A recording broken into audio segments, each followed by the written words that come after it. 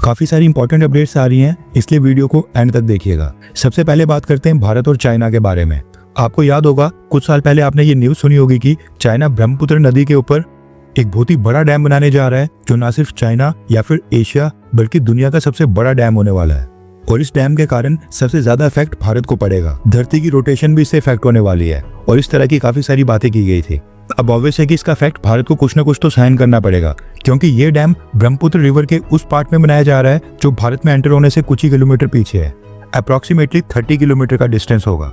अब क्योंकि भारत और चाइना के बीच इंडस वाटर ट्रीटी की तरह इंटरनेशनल लेवल के ऊपर कोई भी legally binding water sharing treaty नहीं है, इसलिए आपने नोटिस किया होगा कि भारत सरकार भी चाइना के इस डैम के विरोध में ज्यादा कुछ नहीं बोलती है। अभी तक क्या था कि चाइना इस डैम की कंस्ट्रक्शन की प्लानिंग कर रहा था। कोई भी डैम बनाने से पहले काफी सारी स्टडीज होती हैं, रिस्क असेसमेंट से लेकर कॉस्ट बेनिफिट और फिजिबिलिटी स्टडी की जाती है, क्लाइमेट और ग्लेशियर स्टडीज होती हैं। कहने का मतलब है कि काफी सारी तरह के टेस्ट और स्टडीज की जाती हैं और ये स्टडीज कंडक्ट करने के बाद अब चाइना ने ब्रह्मपुत्र रिवर के ऊपर दुनिया के सबसे बड़े डैम की कंस्ट्रक्शन स्टार्ट कर दी है। न्यूज निकल कर आ रही है कि चाइना इस डैम की कंस्ट्रक्शन के ऊपर $167 बिलियन खर्च करने वाला है और ये बजट आगे चलकर बढ़ भी सकता है। $167 बिलियन एक बहुत ही बड़ा अमाउंट है। भारतीय सेना और हमारा जो सालाना डिफेंस बजट होता है वो ऑलमोस्ट $85 बिलियन के अराउंड है। इसका मतलब है कि भारत का 2 साल के डिफेंस का बजट उसके बराबर इस डैम के ऊपर खर्च किया जा रहा है। और इसकी इनॉग्रेशन के लिए चाइनीज प्रेसिडेंट शी जिनपिंग भी खुद नहीं आया था, बल्कि चाइनीज प्रीमियर ली क्यांग ने इसकी इनॉग्रेशन की है। 19 जुलाई यानी पिछले कल कंस्ट्रक्शन स्टार्ट हो गई है और इसको खत्म करना यानी कि कंस्ट्रक्शन को एंड करने की कोई फिक्स टाइमलाइन नहीं है, लेकिन ये बताया जा रहा है कि ये डैम 15 से 20 सालों में बनकर तैयार होगा और इसकी कंस्ट्रक्शन 15 से 20 साल तक चलेगी। इसके साथ ही जब ये डैम ऑपरेशनल होगा ये 60,000 मेगावाट इलेक्ट्रिसिटी जनरेट करेगा, जो कि ग्लोबल एवरेज कंजप्शन के अकॉर्डिंग 5 से 7 करोड़ घरों के लिए बिजली सप्लाई करने के लिए सफिशिएंट होता है। एटलीस्ट 5 से 7 करोड़ घर और मैक्सिमम ये 15 से 17 करोड़ घरों तक भी बिजली भेज सकता है। ये वाकई में चाइना के लिए बहुत ही बड़ी अचीवमेंट होने वाली है।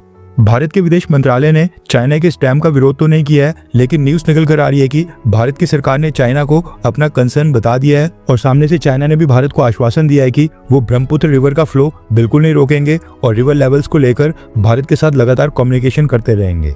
अभी तो खैर चाइना ने ऐसा कुछ नहीं बोला है, लेकिन पाकिस्तान के लोग इस न्यूज से काफी खुश हो गए हैं, क्योंकि उनका मानना है कि ये डैम बनाने के बाद जैसे भारत इंडस वाटर ट्रीटी को सस्पेंड करके पाकिस्तान का पानी रोक रहा है, वैसे ही पाकिस्तान का आयरन ब्रदर चाइना भी अब पाकिस्तान का साथ देने के लिए भारत का पानी रोकेगा। वैसे आपको क्या लगता है कि क्या कल को चाइना इस डैम से भारत को ब्लैकमेल करेगा?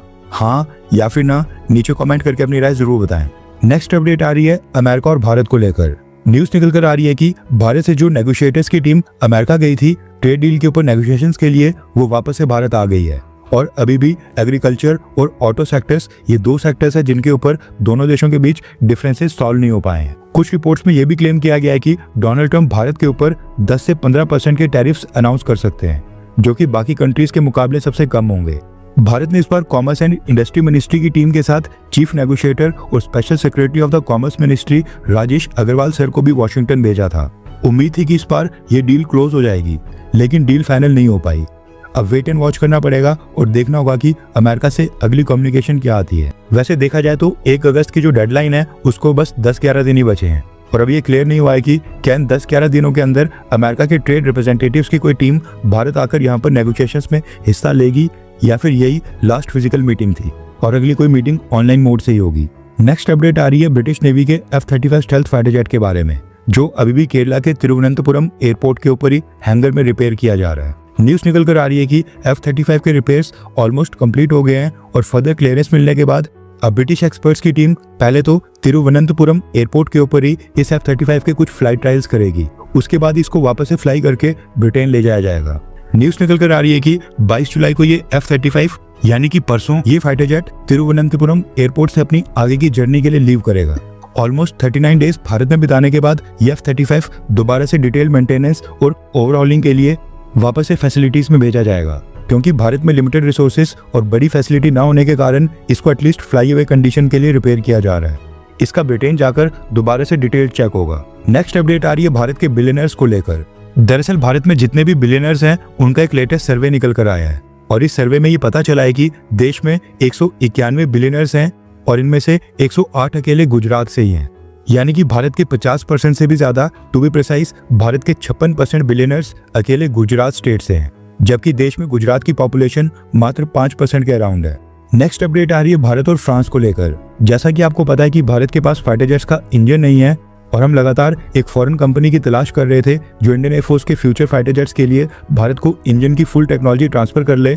इसी को लेकर अपडेट आ रही है कि 3 देश जो इस रेस में सबसे आगे थे वो थे अमेरिका, ब्रिटेन और फ्रांस। अमेरिका से जनरल इलेक्ट्रिक, उसके बाद ब्रिटेन से रोल्स रॉयस और फ्रांस से Safran company. Main competition Britain और फ्रांस के बीच था और न्यूज निकल कर आ रही है कि भारत ने फ्रांस की साफरान कंपनी को चुना है। रेफरेंस के लिए आपकी स्क्रीन के ऊपर आर्टिकल का स्क्रीनशॉट है। न्यूज निकल कर आ रही है कि फ्रेंच एरोस्पेस फर्म साफरान जो डील भारत को ऑफर कर रही थी वो सबसे ज्यादा बेनिफिशियल थी। साफरान कंपनी भारत के साथ मिलकर 120 kilo Newton thrust engine develop करेगी, वो भी फुल टेक्नोलॉजी ट्रांसफर के साथ, और इस प्रोजेक्ट की कॉस्ट होगी 61,000 करोड़ रुपीस, यानी कि ऑलमोस्ट $7.1 बिलियन, और जल्दी भारत और फ्रांस इसकी अनाउंसमेंट करने वाले हैं। नेक्स्ट अपडेट आ रही है टर्की से। ऑटोमन एम्पायर का सपना दिखाते दिखाते अर्दोगान ने टर्की के लोगों का इतना बड़ा गर्व कर दिया है कि टर्की के आम नागरिक और जो टर्की में लोग रह रहे हैं वो वहां पर इंडियन रुपीस यानी कि भारत की करेंसी के नोट्स तक लेने के लिए तैयार हो रहे हैं। कहने का मतलब है कि अगर आप उनको महात्मा गांधी वाला नोट देंगे तो वो उसको भी आसानी से एक्सेप्ट कर लेंगे, लेकिन जो टर्की की खुद की नेशनल करेंसी टर्किश लीरा है उसको टर्की के लोग लेने से इनकार कर रहे हैं। टर्किश लीरा एक बार फिर से इतिहास में सबसे निचले स्तर के ऊपर आ गई है और वर्स्ट परफॉर्मिंग करेंसी बन गई है। $1 की कीमत 40.39 टर्किश लीरा तक गिर गई है। पहले टर्की के अंदर भी प्राइम मिनिस्टर पद हुआ करता था और पार्लियामेंट्री सिस्टम था। अर्दोगान साल 2003 में टर्की का प्राइम मिनिस्टर बना था और तब से 22 साल हो गए हैं। प्राइम मिनिस्टर के तौर पर जब अर्दोगान को 10 साल पूरे हुए तो उसके बाद उसने टर्की में कॉन्स्टिट्यूशनल चेंजेस किए, पार्लियामेंट्री सिस्टम से प्रेसिडेंशियल सिस्टम में शिफ्ट करके प्राइम मिनिस्टर पद को खत्म किया और सारी पावर्स प्रेसिडेंट को दे दी।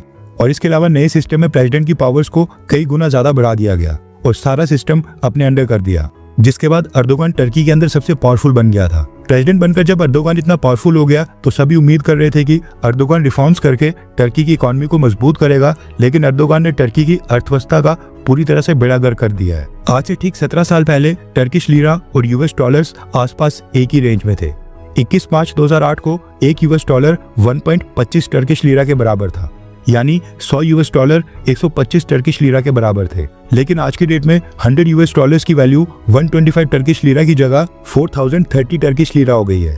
2008 से लेकर 2025 के बीच टर्किश लीरा 95% डाउन आ गई है। भारत की करेंसी के टर्म्स में शायद आपको ज्यादा अच्छे से समझ आएगा, इसलिए हमने इंडियन रुपीस के अकॉर्डिंग भी कैलकुलेशंस की हैं। साल 2010 में एक टर्किश लीरा की वैल्यू भारत के 30 रुपए 50 पैसे के बराबर थी, यानी 15 साल पहले 2010 में टर्की की करेंसी भारत से 30 गुना ज्यादा मजबूत थी। लेकिन आज 2025 में एक टर्किश लीरा की वैल्यू 2 रुपए 13 पैसे हो गई है, यानी अब टर्की की करेंसी भारत से केवल 2 गुना मजबूत रह गई है।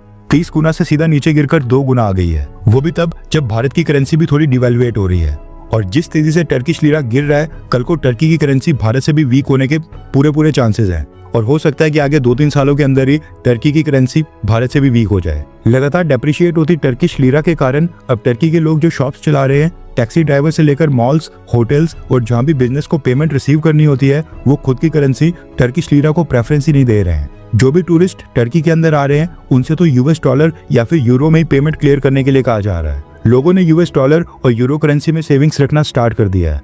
टर्की के लोगों को डर है कि आज जो उनके पास टर्की की करेंसी में पैसा है, कल को उसकी वैल्यू सेम नहीं रहेगी, इस वजह से उनको ह्यूज नुकसान झेलना पड़ेगा, इसलिए वो दूसरी कंट्रीज की करेंसी को प्रेफरेंस दे रहे हैं। ये सच बात है कि केवल करेंसी से ही हम किसी भी देश की इकोनॉमिक स्ट्रेंथ को जज नहीं कर सकते हैं। भारत की भी करेंसी ओवर द टाइम थोड़ी बहुत डेप्रिशिएट हो रही है, लेकिन जिस स्पीड से टर्किश का लीरा गिर रहा है वो काफी अलार्मिंग रेट है। लगातार डेप्रिशिएट होती करेंसी के कारण टर्किश गवर्नमेंट के जो US डॉलर्स में सॉवरेन बॉन्ड्स थे वो भी लगातार डिप्लीट हो रहे हैं। जितने भी फॉरेन करेंसी एसेट्स थे वो भी लगातार डिप्लीट हो गए हैं। ऊपर से टर्की में इन्फ्लेशन रेट आज के समय भी 35% के आसपास चल रहा है।